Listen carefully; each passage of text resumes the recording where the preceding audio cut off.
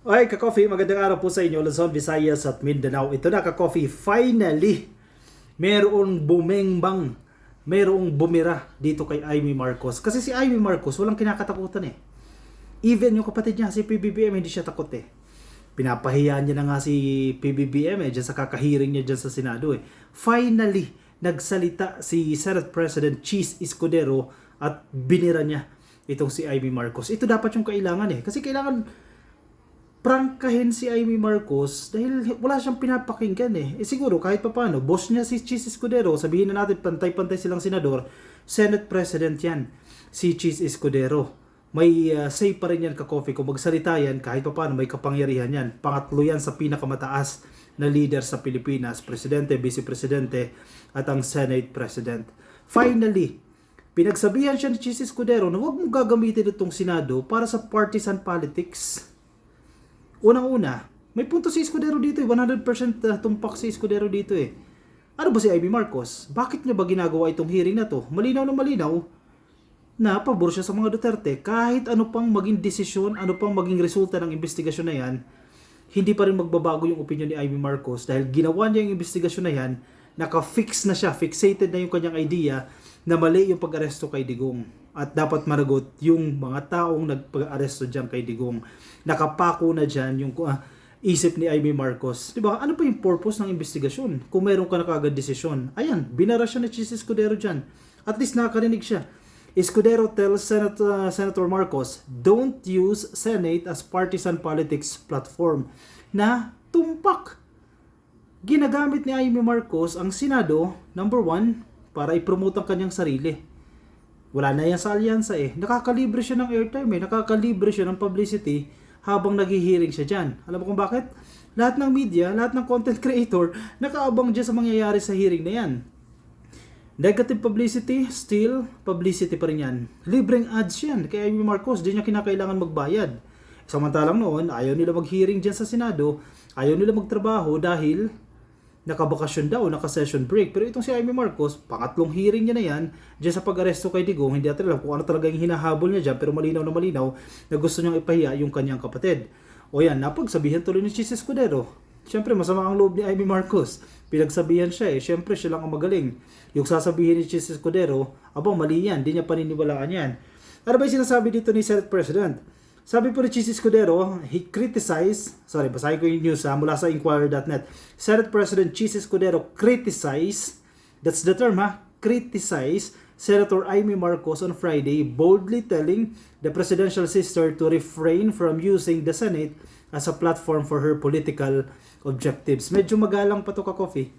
Medyo respectful pa ito. Kumbaga warning ito na medyo may suntok itong warning na to. Amy Marcos, Senator Amy, iwasan mo, that's the term, refrain sa partisan politics para sa political objectives mo. Napaka-bias ni Amy Marcos dyan sa investigasyon na yan. So kahit ano pang mangyari dyan, kahit ilang hearing pa yan, bias na si Amy Marcos dyan.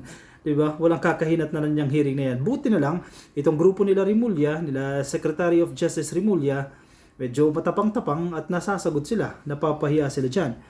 In a statement early Friday, Escudero refuted Marcos's claim that he refused to sign the contempt order of a special envoy on transnational crimes Ambassador Marcos Lacanilao. Kasi, alam niyo naman ka-coffee, base doon sa statement ni Amy Marcos, hindi daw po pinirmahan. Base din sa mga lumabas sa balita, hindi pinirmahan ni Senate President Cheese Escudero itong contempt order na magkukulong sana dito kay Ambassador Marcos Lacanilao. So, syempre, nasaktan siya. Ano ba talaga yung dahilan? Bakit hindi pinirmahan yan? At isa pa nakakatawa dito ka-coffee yung grupo nila Amy Marcos, si Bato, si Robin Padilla, si Amy Marcos. Yung sinasabi ni Robin Padilla, Sir, kung nag-utos lang sa akin, yung chairman daw ng kanilang partido, si Digong, at si Vice President Sara Duterte, na i-cite ka into contempt, isa-cite siya into contempt, makukulong siya dyan. Kailan pa naging tama yun? Bakit mo sinasite in contempt yung isang individual? Kapag meron siyang ginawa na against sa rules ng Senado, ng Kongreso, or in case sa House of Representatives. Kapag may violate siya dyan, sa tingin ng mga mababatas na may violate siyang rules or procedure, edi imomosyon na i-cite in contempt siya. Ganun dapat. At didesisyon na ng grupo, ng komite. Ang problema dito sa sinasabi ni Robin Padilla, Lumilis lang ako bahagya ka coffee pero related pa rin ito. Ang sinasabi ni Robin Padilla, kung nag-instruct lang sa akin si Sara Duterte, si VP, at si Digong, na i-cite ka in contempt, isa-cite ka in contempt. Tama ba yun? Anong batayan? Talaga tong si Robin Padilla, anong... Bakit mo isa-cite in contempt ang isang tao nang walang violation? Dahil utos ni Sara Duterte? Halak ka. Nakakahiya kayo dyan sa ginagawa ninyo. Diba? Oh, according to Escudero, Marcos released her statement and flaunted to the media her signed arrest and detention order even before he could see, much less received a copy of it. Ambassador Lacanilao was ordered detained without the requisite approval of due process, sabi ni Escudero. Oh, sapul kayo dyan. Yung grupo ninyo, particular itong si Amy Marcos, nananawagan kayo ng due process. Pero kayo mismo, hindi nyo binibigyan ng due process yung mga tao na ito. In the case of Ambassador Marcos. O binigyan nyo ba ng due process siya tapos gusto nyo ikulong? O kung sa inyo gawin yan, kung sa mga DDS gawin yan, nagsisigaw na naman kayo dyan. O syempre, ang gagawin ni Amy Marcos ngayon, naghahanap ng kakampi. Nagpapakampi. Takbo agad sa media. Ito agad ang sinabi. Syempre, sa kwento niya, masama na agad ang Senate President na si Chis Escudero. Kasi hindi pinirmahan ni Chis Escudero eh. Kaya pinalabas siyang ambassador na yan. Kasi hindi pinirmahan ni Chis. O, sinong may kasalanan? Si Chis Escudero. So yung mga DDS, magagalit kay Chis Escudero. O, iprinangka siya ni Chis Escudero dyan. Ambassador Lacanilao was ordered detained without the requisite approval and due process, sabi ni Escudero. After several hours of Ambassador Lacanilao's unauthorized detention, I directed his release, both as a matter of regularity and out of humanitarian consideration as his grandfather is to be laid to rest today. Sabi ni Escudero. Matibay-tibay pa. Dalawa ka coffee yung dahilan ha. Hindi nabigyan ng due process. Illegal yung pagkakadetain nyo dyan sa ambassador. Walang mga dokumento. Tapos mananawagan kayo ng due process. Mananawagan kayo ng legality sa pag-aresto kay Digong. Ay kayo itong mismo, hindi nyo maibigay. Yan ang mahirap sa inyo. Gusto nyo, pabor lang sa inyo. Oh. Kinulong nyo yung mama ng walang papeles. O dapat kasuhan kayo dyan. Kung tutusan, pag-initan kayo dyan. Kung may taong matapang-tapang na magpa-file ng complaint laban dito kay Amy Marcos dahil sa illegal detention niya dun sa mama. Unauthorized detention. Yan yung term na sinasabi dito ni Escudero. O, sampahan nyo ng ethics complaint. Yan si Amy Marcos dahil sa unauthorized detention dun sa ambassador. Yan yung first reason. Bakit pinakawalan yan? Pangalawa, ililibing yung kanyang tatay.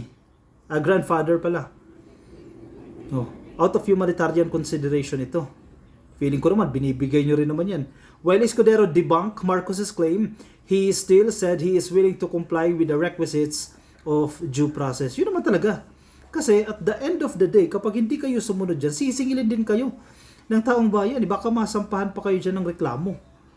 Ang problema, itong grupo nila Amy Marcos hindi mo alam kung ano talagang pakay talaga nito Nila Amy Marcos, ni Bato, nila Robin Padilla, manggugulo lang talaga Kampanya na lang talaga ito nanggugulo na lang talaga kasi mahina-hina itong si Amy Marcos sa survey, hindi lumalabas siya sa Magic 12 So mag-iingay na lang talaga, baka makatulong kahit papano sa kanyang survey. Nakakalibre pa siya. Libre yung medyo mild age niya dyan sa hearing niya Hindi ko alam kung kailan yung susunod na hearing pero malamang sa malamang may bagong schedule na naman yan ng hearing o bago mag-eleksyon. Therefore, he said he would issue a show cause order against Lacanilao within the day, directing him to explain within 5 days why he should not be cited for contempt by the Senate panel on foreign relations. Ganun dapat. Kasi ganun din ang ginagawa sa House of Representatives. Mas okay pa nga itong HOR Mas nag-o-observe pa ito ng due process Mas nag-o-observe pa ito ng protocol Ang problema dito sa Senado, sumushortcut I shall decide on whether or not to sign his arrest or detention only thereafter, sabi po ni Escudero. In fairness, matalino kasi itong si Chis Escudero, hindi nyo malulusutan yan. Alam niyo yung mga patakaran Actually, kahit dyan sa impeachment, diba? Taong bayan na, nagsisisigaw na yung taong bayan Simulan nyo rin yung impeachment trial ni Sara Duterte. Pero firm si Escudero dyan, no.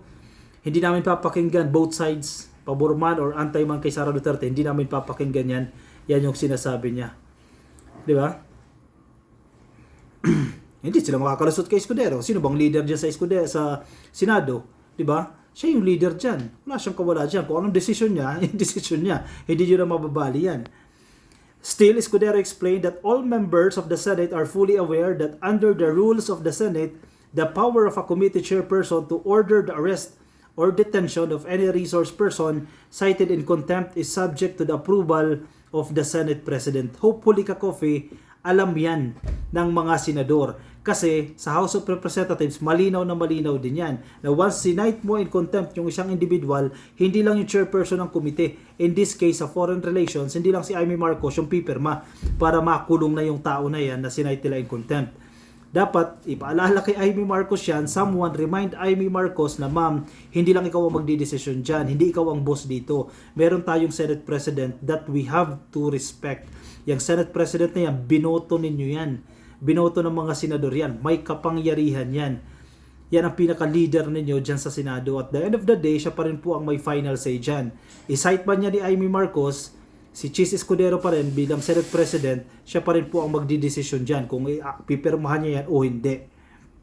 Escudero said this safeguard exists to ensure that the powers of the Senate are exercised prudently with due regard for the rights of all and not wielded for personal or political ends. Correct, 100% namimihasa kasi itong mga senador na to.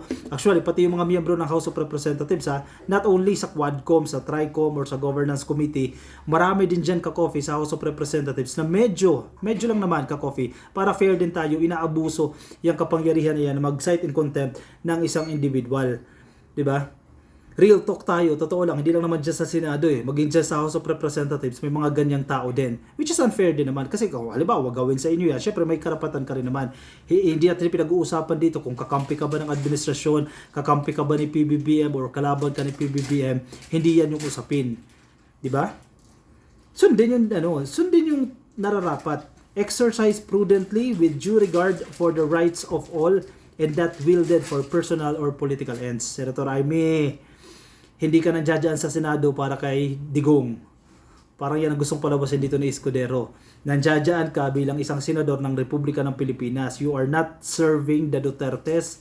You are being paid by the Filipino people, by people's taxes not coming from the Dutertes. So wag masyadong halata. Halatang halata naman kasi, Ka-Coffee. Itong ginagawa ni Amy Marcos nagsisilbi sa mga Duterte. Wag naman ganoon. Kaibigan mo si Sara Duterte, sige, sabihin natin best friends kayo. Kahit pa hindi ka pinapasahod ni Sara Duterte para paglingkuran mo si Sara Duterte o ang mga Duterte o ibigay ang loyalty mo sa mga Duterte. Ikaw ay senador, may pananagutan ka. At wag mong gagamitin yung platforms na yan, yung Senate inquiry na yan in aid of legislation para i-advance yung sarili mo, isulong yung sarili mo, i-promote yung ideology ng mga Duterte o kung sino man yan. Makinig ka naman sa boss mo, igalang mo rin si Escudero bilang Senate President ninyo yan. Or else, lipat ka siguro sa minority. Kahit minority ka, karapatan mo pa rin yun, responsibilidad mo na igalang pa rin ng Senate President. For reasons unknown, Senator Marcos appears to have disregarded this long-standing rule or conveniently forgotten it that the approval of the Senate President is not automatic nor ministerial simply because she desires it, he emphasized. Ang sakit nito, Ka-Coffee, Sa totoo lang itong sinasabi ni Chis Escudero, masakit yan para kay Amy Marcos. Madam, kahit kapatid ka pa ng presidente, di ba? Presidential sister ka. Baka nakakalimutan mo. Hindi ibig sabihin na kapag nagdesisyon ka, i-desisyon na rin yan ng Senate President. Ang talino ni Chis Escudero sa statement na yan. Very clear yung sinasabi niya. Conveniently forgotten. O sinadya niyang kalimutan.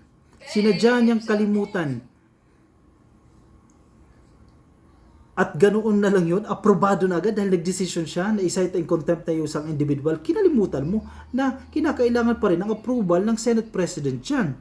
Meanwhile, Escudero told Marcos to refrain from using the Senate as a platform for her own personal political objectives and to instead use her name, title, and influence as a bridge toward unity while not a wedge for division. Aray ko po, ang bigat nitong statement na yan, Madam. Ikaw pa ang nagpapawatak-watak sa mga Pilipino Yung ginagawa mo, sa totoo lang, hindi nakatutulong sa kapatid mo. Ano bang gusto ni PBB? Magkasundo ang Pilipinas. Pero ang ginagawa ni Amy Marcos, dyan sa hearing niya yan, pang ilang hearing niya na yan, pinag-aaway-aaway niya yung mga Pilipino. Diba? Ma'am, hindi ka nakatutulong. hindi ka nakatutulong. Itigil mo na yan. Even the Senate President himself, he noticed ang ginagawa mo. Pinagwawatak-watak mo ang mga Pilipino. Sana mayroong close kay Amy Marcos na pagsabihan siya, Madam, mali yung ginagawa mo. Madam, sinisira mo yung samahan ng mga Pilipino, pinagwawatak-watak mo yung mga Pilipino. Please, itigil mo na yan. Diba? Sana may ganyan na magsabi. Kasi, for sure, babastusin niya lang din to sa Escudero. Babaliwalain niya itong statement sa Escudero. I will not allow the Senate nor the office of the Senate President to be used to further petty partisan interest, especially by those actively seeking re-election in coming May midterm polls, said the Senate leader. O hindi lang si Amy Marcos pinatamaan dyan. Yung mga nagsisik daw ng re-election, yung mga tumatakbo sa pagkasenador sa susunod na halalan. Baka ginagamit nyo lang din ang Senado para i-promote yung mga sarili nyo. Calling the attention of Bato de la Rosa. Ganon din ba to? Gagamitin yung investigasyon na yan para magpasikat kayo, libreng publicity. O nabubulgar kayo ni Senate President dito. The Senate is an institution of reason and rule.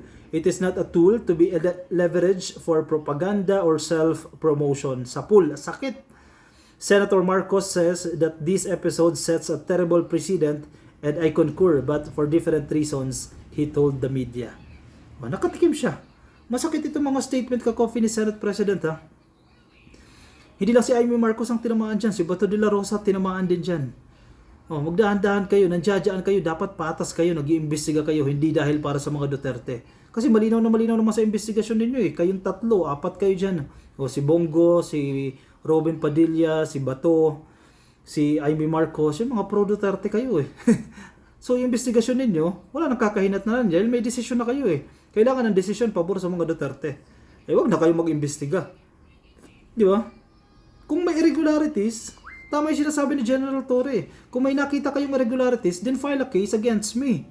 File a formal complaint against me. Kung nakita nyo may irregularities. Kung sa tingin nyo may kasalanan si PBBM dyan, then file a case against the President. Kay SOJ Secretary, Department of Justice Secretary, kung may pagkukulang siya dyan.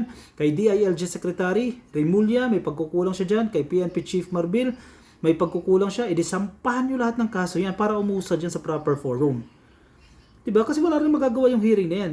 Kunyari lang yung in the aid of legislation na yan. Ginagamit lang yan eh. Kasi even yung boss ninyo, si Senate President, napansin yan eh. For self-interest lang yan eh. For partisan politics yung ginagawa ninyo. Gawin nyo yung tama. Sampahan nyo ng kaso kung may irregularities. Alam nyo kung bakit hindi nyo masampahan ng kaso yan? Kasi wala kayong makitang irregularities. Wala kayong matibay na ebidensya. So ang habol ninyo ngayon, makakuha na lang ng simpatsya sa taong bayan. Ay nako, nabubulgar kayo sa ginagawa ninyong yan. O siya, sige ka-coffee, anong komento nyo dyan? I-komento ang inyong opinion, ang inyong reaction dyan sa ating comment section para mabasa po yan ang iba natin mga ka-coffee. Yung mga nasa Facebook, pasuyin na lang ka-coffee, please like and follow. Yung mga nasa YouTube, click lang po na subscribe and hit the notification icon para updated kayo sa ating mga bagong upload. I will see you ka-coffee in my next video. Bye-bye.